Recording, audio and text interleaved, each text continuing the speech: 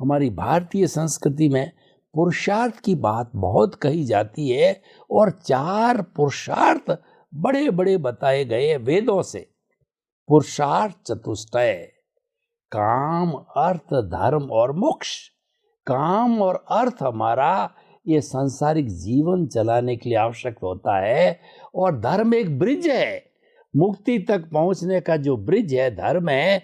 एक तरफ काम और अर्थ वाला व्यक्ति, पारिवारिक गृहस्थी व्यक्ति खड़ा है आवश्यकता को लेकर के, और उस धर्म रूपी ब्रिज में पहुंच करके जो दूसरा किनारा है, मुक्ति का किनारा पहुंचता है। ये उन्होंने बताया कि अर्थ और काम के साथ में धर्म को रखोगे तो मुक्ति जाओगे, और धर्म को अवॉइड कर दोगे तो अर्थ और काम में आप हमेशा इस आवागमन के चक्कर में घूमते रहोगे, मुक्ति की कोई बात नहीं होगी। समग्रता से उन्होंने पुरुषार्थ चतुष्टय बताए। तो कृपया अध्यात्म विज्ञान की दृष्टि से इस पुरुषार्थ चतुष्टय का क्या मीनिंग है और कैसे लागू किया जा सकता है, क्या अर्थ है, कृपया पूरे सिस्टम को, दोनों को जोड़ के बताइए। हमारे समाज में ऋषि मुनियों ने मानव समाज के लिए धर्म, अर्थ, काम और मोक्ष, ये 4 प्रकार के पाए बताए, पिलर्स, 4 पिलर्स, धर्म, अर्थ, काम और मोक्ष।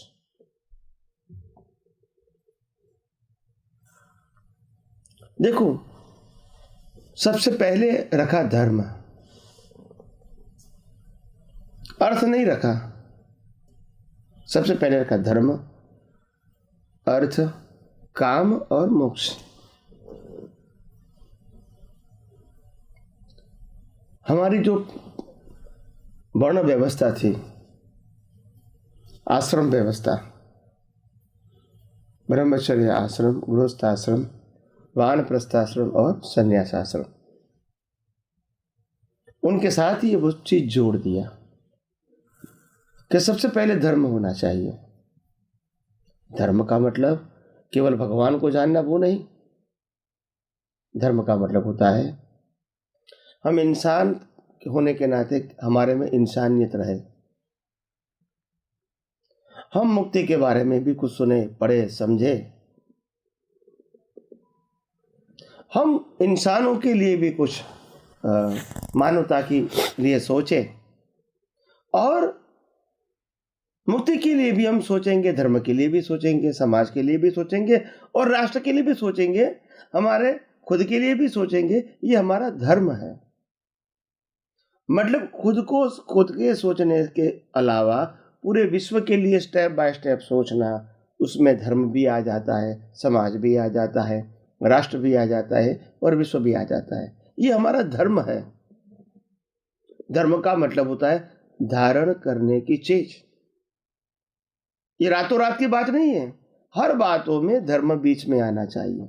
धर्म का मतलब नॉट ओनली रिलीजन। धर्म का मतलब होता है एज अ ह्यूमन, ये मेरा गोल होना चाहिए,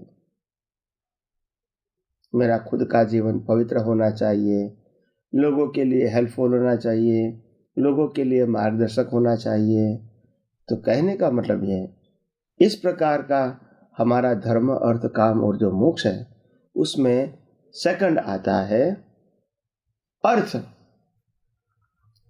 तो अर्थ धर्म के बाद आता है, यानी अर्थ के अंदर भी धर्म जुड़ा होना चाहिए। बिना धर्म अर्थ की कोई वैल्यू नहीं है। अर्थ का मतलब होता है पैसा कमाओ, न्याय और नीति होनी चाहिए, इसमें भी मानवता होनी चाहिए। अगर कोई व्यक्ति के पास पैसा नहीं है और हम खाने की चीज देते हैं तो इसको हेल्प कर सकते हैं। कोई व्यक्ति हमको उधार माल ले जाने के बाद पैसा नहीं देता है तो हम कैसे इसका माफ कर सके, ये भी हमारा धर्म होना चाहिए। तो अर्थ के साथ धर्म जोड़ा, उसके बाद काम के साथ धर्म जोड़ा।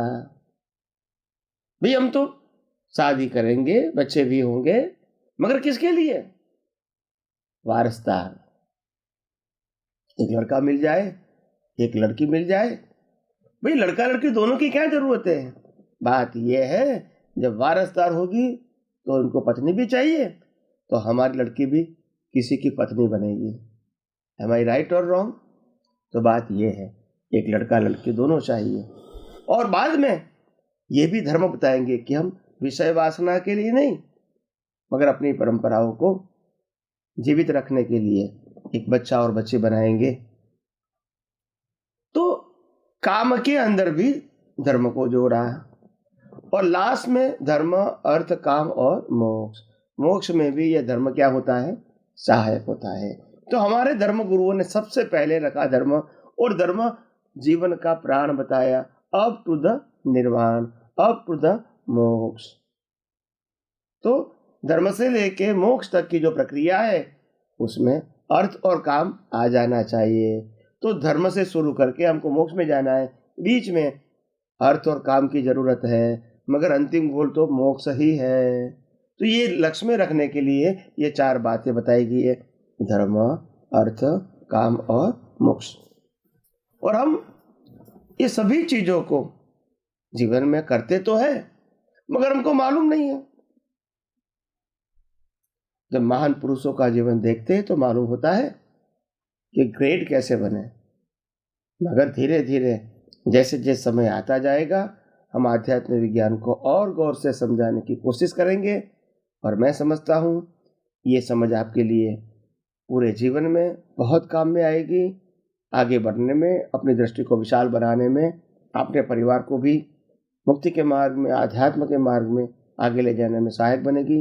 यही मेरी आप सबको शुभकामना है। हमारी भारतीय संस्कृति में ऋषि मुनियों ने जैसा आप बताते हैं वैसा बताया, और ये तय किया गया कि शरीर जीवनम 100 वर्ष का जीवन होगा।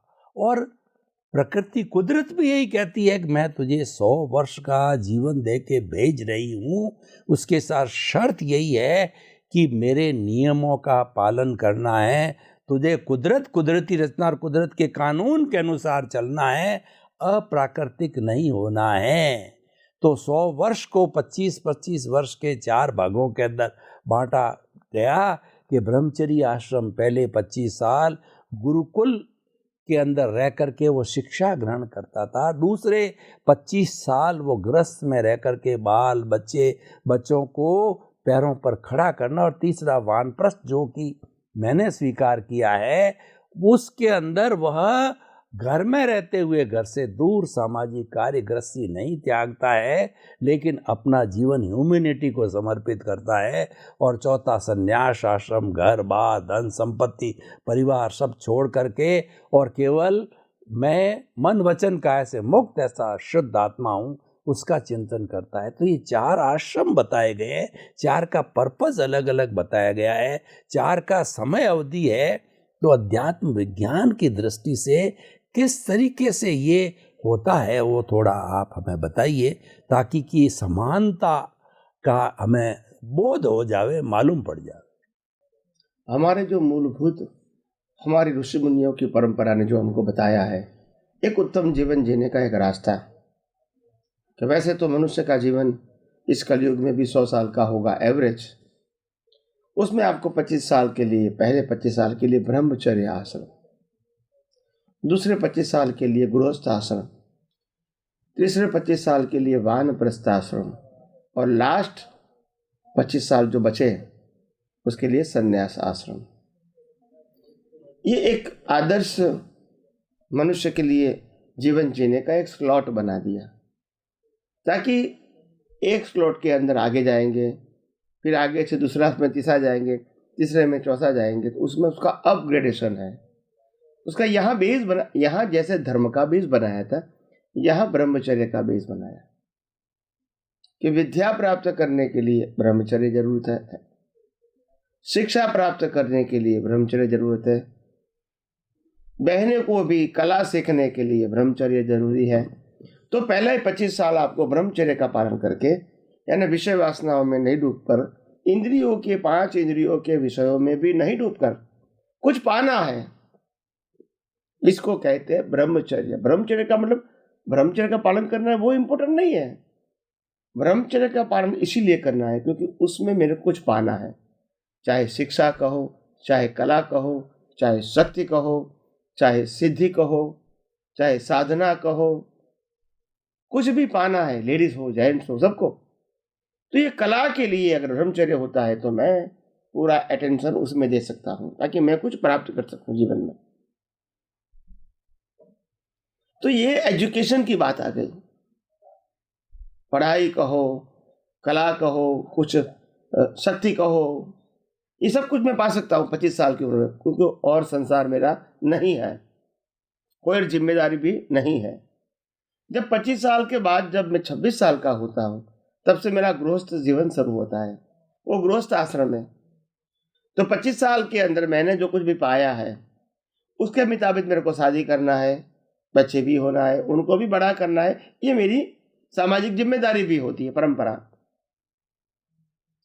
तो ये कुछ मैं निभाऊंगा 25 साल तक।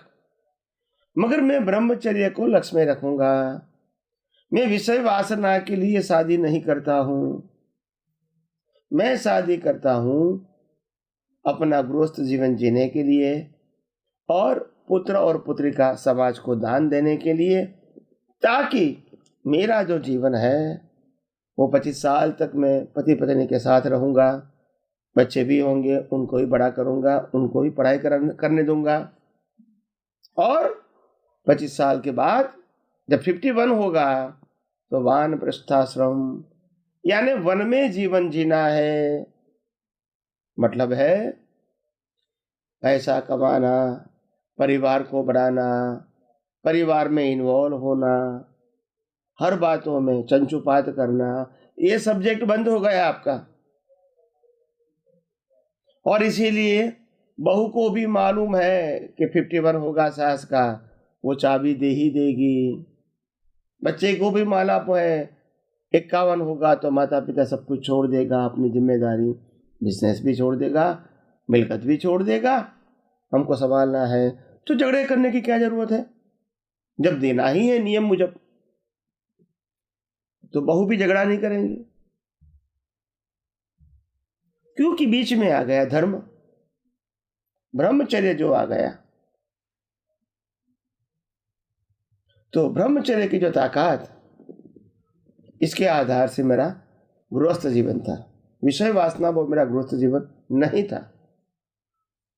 बालक को पैदा करना, पैसा कमाना और घर चलाना, वहां तक तो मेरा जीवन था। तो परिवार के लिए हमने जिया 25 साल तक, बच्चे को भी बड़ा किया, जो भी करना का था किया हमने। अभी उनकी शादी करवा दिया, बच्चों बच्ची दोनों की। अभी हम मुक्त हो गए 51 में। अभी हमको तो कहाँ जीना है, जंगल में जीना है, एक कोठरी में जीना है, धर्म की यात्रा करना है, घूमना है, एक जगह से दूसरी जगह जाना है, दूसरी से तीसरी जगह। संघर्ष तो आएंगे, खाना मिलेगा नहीं मिलेगा, रहना मिलेगा नहीं मिलेगा। नदियों के पास में जाऊंगा तो वहां कम से कम पानी मिलेगा, स्नान करने का मिलेगा, और खाना वहां कोई गांव में मिल जाएगा, हम खाना खा लेंगे, वह धर्म की यात्रा करते रहेंगे, संसार को धीरे धीरे भूल जाएंगे। 25 साल का संसार, क्योंकि यहां भी ब्रह्मचर्य आया। अभी हमको विषय वासना का जीवन नहीं जीना है, 5 इंद्रियों के विषयों में इंटरेस्ट नहीं देना है, और शरीर को तपाना है। जो कुछ भी गलतियां हो चुकी है 25 साल के अंदर गृहस्थ जीवन में, इसको समाप्त करना है, उसको भूल जाना है और भगवान के अंदर मन लगाना है। कष्ट को भी भगवान के अंदर लगा के करना है, ब्रह्मचर्य का भी पालन करना है। तो ये 25 साल मेरा उसमें जाएगा। उसमें अभी संसार वो सब्जेक्ट नहीं है, मैंने त्याग तो नहीं लिया है, मगर संसार सब्जेक्ट नहीं देगा। ये करेक्शन का टाइम है 25 साल का, 51 to 75। जब 75 से 76 हो गया, अभी तो सन्यासी हो गए, तो मैं भी सन्यासी, मेरी पत्नी भी सन्यासी, हमको अलग रह रहा है। अभी हमको सिर्फ मुक्ति के लिए, आत्मा के लिए सोचना है, पुनर्जन्म के लिए सोचना है। अभी और कोई ज़्यादा सोचने की ज़रूरत, मेरे को खाना मिलेगा कि नहीं, रहना मिलेगा कि नहीं, और कुछ सुविधाएं मिलेगी कि नहीं, अभी वो मेरा सब्जेक्ट नहीं रहेगा। संन्यास आश्रम, simple living and high thinking. अभी परिवार भी मेरा नहीं रहा, ये मेरा जीवन भी 5 इंद्रियों के विषयों के लिए नहीं रहा, केवल मोक्ष के बात में। संन्यास आश्रम, गृहस्थ जीवन को जीवन से मुक्त होना। और इतनी सारी तपस्या किया हमने, जंगलों में घूम घूम के तीर्थ यात्राटन किया, अभी हमको मालूम हो गया बस हम बहुत घूमे, बहुत चले, भगवान बस हमको तो अभी साधना करके खुद की ही पहचान करनी है। ऐसे करते करते हम अपना जीवन आगे ले जाते हैं और हम अपने जीवन में जो कुछ भी होता है वो संतुष्टि होता है। क्योंकि जीवन में 25 साल तो ऐसा आता है जो मैं खुद के लिए सोचूं, जहाँ परिवार नहीं है, जहाँ पति नहीं है, जहाँ पत्नी नहीं है, जहाँ व्यवहार नहीं है, ऐसा जीवन 25 साल होता है। अभी आप सोचो आपका 25 साल का जीवन, ये सब प्रक्रिया खत्म करके बचपन, युवानी, बुढ़ापा खत्म करके 25 साल तक आपको केवल परिवार की चिंता से मुक्त रहकर जीना है। आप देखो कैसा आपका जीवन होगा, आप सोचो जरा तो मालूम होगा। तो मैं ये कहता हूँ हमारे ऋषि मुनियों ने इस प्रकार की जो व्यवस्था बनाई थी, आश्रम की व्यवस्था, ब्रह्मचर्य आश्रम, गृहस्थ आश्रम, वानप्रस्थ आश्रम और संन्यास आश्रम, वो बहुत उत्तम व्यवस्था थी, सर्वश्रेष्ठ व्यवस्था थी। काश मैं ऐसा मानूं इस धरती के अंदर दोबारा इस प्रकार की व्यवस्था कभी न कभी आए, यही मेरी भावना है। और आप सब का भी इस प्रकार की भावना से आपका खुद का जीवन भी आध्यात्म के मार्ग में और व्यवहार जीवन में भी मंगलमय रहे, यही मेरी शुभकामना। खूब प्रगति करो, विज्ञान समझते जाओ, बहुत विशाल दृष्टि से सब कुछ सोचने का प्रयास करो ताकि वास्तविकता मालूम होवे और खुद हम अपने जीवन के लिए इतना महान बनाए, इतने आगे ले जाए सोच से, ताकि छोटी छोटी बातों के अंदर हम उलझ नहीं जाए। तो आइए हम सब ये विज्ञान को और गहराई और समझने की कोशिश करें और अपना खुद का जीवन मंगलमय बनाए और दृष्टि को बहुत विशाल बनाए। स्वामी जी, हम अभी ब्रह्मचर्य आश्रम की बात कर रहे थे तो मेरे दिमाग में गुरुकुल प्रणाली आ गई। सरकार ने अभी नई शिक्षा नीति जारी कर दी। शिक्षा में भावनात्मक विकास नहीं है। व्यक्ति विद्वान तो बन गया, पीएचडी डिग्री विग्री लेकर के बहुत बड़े डिग्रीधारी पैदा हो गए, पीजी वाले, लेकिन वो अहंकारी बन गए। वो मात्र विद्वान है, उनको पंडित बनाइए। पंडित होता है तीसरा नेत्र वाला होता है, प्रज्ञा चक्षु होता है, स्थित प्रज्ञ होता है और वो प्रज्ञा के जगत पर जीने वाला होता है। वहाँ बुराई नहीं है। तो वैसा बनाने के लिए गुरुकुल प्रणाली का समावेश किया। कि गुरुकुल प्रणाली में केवल ज्ञान नहीं लिया जाता है, गुरु से संस्कार लिया जाता है। कैसे उठना, कैसे बैठना, कैसे खाना, कैसे पीना, कैसे व्यवहार करना, कैसे गुरु की सेवा करना, प्राणी मात्र के प्रति कैसा समझना, धर्म क्या है, आत्मा क्या है। तो स्वामी जी, मैं अध्यात्म विज्ञान की दृष्टि से आपसे मेरा ये प्रश्न है कि जो सरकार अभी जो करने जा रही नई शिक्षा, अच्छी बात है, तो अध्यात्म विज्ञान भी क्या कहता है इसके बारे में कि शिक्षा प्रणाली में गुरुकुल प्रणाली का अंश आना चाहिए, जो कि समाप्त हो गया था, वो जुड़ना चाहिए। थोड़ा मार्गदर्शन दीजिए कृपया। ह्यूमन लाइफ का पिलर्स है एजुकेशन, और इसमें हमारी जो वैदिक परंपरा है, हमारी जो आश्रम की परंपरा है, हमारी ऋषि मुनियों की जो परंपरा है, उसको एडॉप्ट किया जाता है। ये बहुत अच्छी बात है। जितना जितना ये इसमें आएगा, लोग स्वीकार करेंगे, लोग इसके थ्रू एजुकेट हो गए, तो मैं समझता हूँ एक इंसान के लिए, एक समाज के लिए, एक राष्ट्र के लिए और एक विश्व के लिए ये बहुत बड़ी उपलब्धि होगी। मेरी तो ये मंगल कामना ही है कि इस प्रकार का प्रयोग जो लुप्त हो चुका था, इनको डिस्कवर करके लोगों के भलाई के लिए उनके सामने रखा जाए। उनमें बहुत सारे करेक्शन होते रहेंगे समय समय पे। बस मैं तो यही कहता हूँ कि ये प्रयोग में हम सब सफल होवे और हमारा सबका भी इसमें सहयोग होवे, ताकि हमारा सबका जीवन बहुत ऊंचाई पर जाए और हम सब एक नए समाज को देखें, जो समाज एक उन्नत समाज हो, सुसंस्कृत समाज हो, सुधार्मिक समाज हो और 5 प्रकार के विषयों की माइल्डता वाला जीवन हो, परिग्रह कम रखने वाला जीवन हो, मगर आत्मा को सेंटर में रख के विचार करने वाला जीवन हो, यही सब पाए, यही मेरी भी शुभकामना है। आइए हम सब यही विज्ञान के माध्यम से और आगे सोचने की, समझने की, अनुभव करने की कोशिश करके हम खुद का ही जीवन धर्ममय और मंगलमय बनाएं।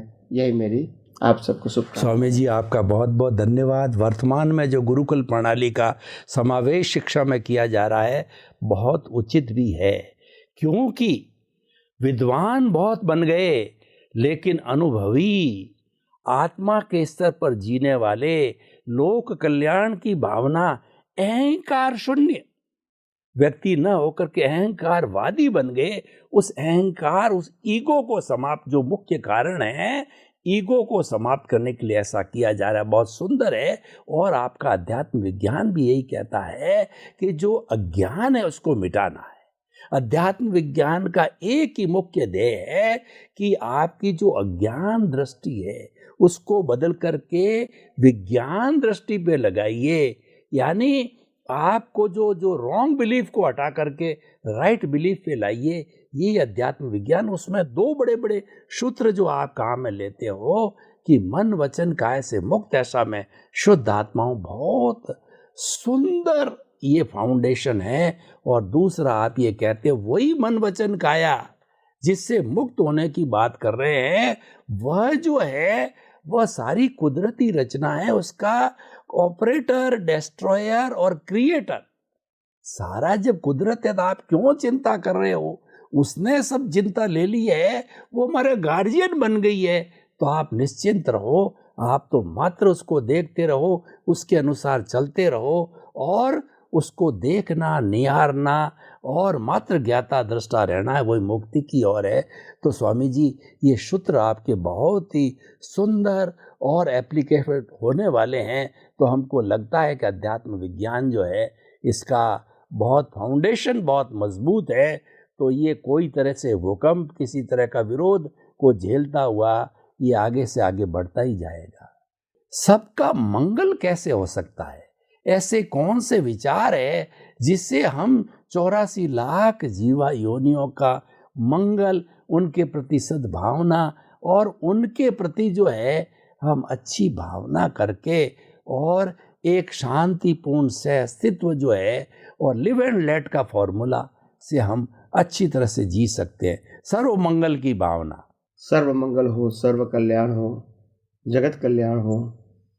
ओम शांति। सबका मंगल हो, ये भावना तो बहुत अच्छी है और इसमें कोई क्वेश्चन मार्क नहीं है। मगर सबका मंगल हो ऐसी भावना ही केवल करना शब्द के माध्यम से, ये भी तो लिमिटेड सोच है। सबका मंगल होने का मतलब होता है हमारा भी कम से कम इस विश्व के अंदर न कुछ भौतिक चीज़ों के अंदर पाने की सब्जेक्ट होगा, देने का सब्जेक्ट होगा। क्योंकि अगर मंगल बनाना है, हमको ये भावना को आगे ले जाना है, तो दुनिया को कुछ देना पड़ेगा। लेने के लिए आए हैं वो सब्जेक्ट निकालना पड़ेगा। कंप्लेन एंड क्वेश्चन वहाँ होती है जब पाने की बात होती है। कंप्लेन एंड क्वेश्चन तो तब समाप्त हो जाता है हम कुछ देने के लिए आए। कुछ स्वीकार या न स्वीकार कोई बात नहीं, हमको एनकेस तो करना नहीं है, हमको शेयर करना है। अब देखो हमारे सामने नदी क्या करती है, आपको पानी देने के लिए आती है। बिना पानी आपका अस्तित्व नहीं है, फिर भी वो ऐसा नहीं कहती है कि मैं आपको जीवित रखता हूं, मगर आप मेरा उपभोग करो, अगर नहीं करोगे तो मैं समुद्र में चले जाऊंगे। तो ये अपने अस्तित्व को मिटा के आपको जीवित रखती है। हवा भी क्या करती है, प्राणवायु अपने अस्तित्व को मिटा को आपको शक्ति देती है। वनस्पति क्या करती है, जो फ्रूट आते हैं, फल आता है, सब्जी आता है, इसको हम उपभोग करते हैं और हमारा जीवन सर्वाइव रहता है। सूर्य क्या करता है, इतना तपता है, हमको प्रकाश देता है, अग्नि देता है, शक्ति देता है। चंद्र क्या करता है, ठंडा होता है, हमको शीतलता देता है। यानी हर कुदरत भी यही हमको सिखाती है कि आप भी इस आध्यात्म के मार्ग में, आध्यात्म विज्ञान को समझ के आप भी आपका जीवन धर्म मंगलमय बनाएं और हजारों लाखों लोगों की कल्याण की कामना करें। और वो कल्याण की कामना भी ऐसी होनी चाहिए जिसमें आपका समर्पण होना चाहिए। तो मैं नहीं समझता हूं कि कल्याण का मतलब होता है आपके निमित्त से ही लाखों लोगों का कल्याण हो जाए, मगर आपकी जो भावना है, आपका जो प्रयास है, छोटा सा प्रयास, इसको छोटा न मान के आपका प्रयास ही लाखों लोगों को प्रेरणा का कारण बने और यही जगत कल्याण का उत्तम निमित्त भी बन सकता है। तो आइए हम सब आध्यात्म विज्ञान को और आगे समझने की कोशिश करके हमारा जीवन और सबका जीवन मंगलमय बनाने की कोशिश करें और हम खुद ही आध्यात्म विज्ञानी बनके आध्यात्म विज्ञान को अनुभव करके लोगों को बांटने की हम प्रयास करें। यही मेरी शुभकामना।